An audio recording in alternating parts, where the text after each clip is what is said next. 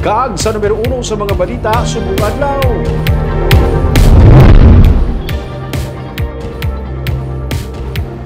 Sa inisyal na resulta sa barangay kag Sangguniang Kabataan elections, may 27 ka mga punong barangay nga incumbent na liwat nga nagdaog.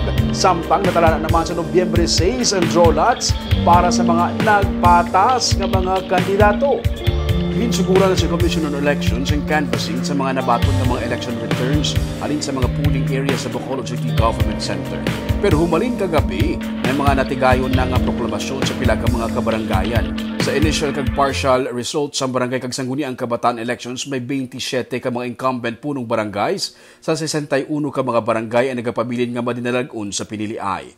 Sunod sa kay Comelec Bacolod Election Officer Attorney Katrina Trinio Canya, may natalana naman nga draw lots sa Nobyembre 6 para sa 17 ka mga kabarangayan nga may nagtay nga kandidato sa pagkagawad kag SK. Ginakabig naman ni Canya kag BCPO Director Colonel Noel Alinio nga nangin matawhay ang piniliay sa syudad bisan pa may mga reklamo angot sa mga botante nga naayawan pangita sa ilang ngalan sa mga polling precincts kag may mga alegasyon man sang vote buying. Ginpahayag naman ni Mayor Albi Benitez nga karon nga dapat mag-move on na ang tanan pagtakop sang piniliay. Actually, kinapagula kita man nakabato naman sa directive na tawag sini nga dapat i-break na to ng time immediately o galing lang kay tikagaina pa nagkalatabo na tapos ang aton nga mga breaking of the tie, so nakahatag na nga aton nga mga BBOC naton mga board of canvassers naton sa notice no November 6. Di na siya i-held sa Comelec or sa barangay? Parang simultaneous ang aton nga pag-break sang tie, schedule naton dito sa liga ng barangay.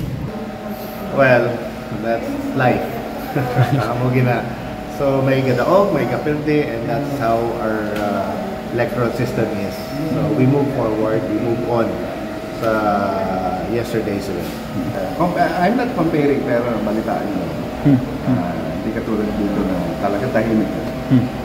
Sir, will the BCPO assist also sa alleged vote buying kaga pamaklanay gid sa mga barangay? Meron kaming mga post meeting na mga Comelec. Pag-usapan namin.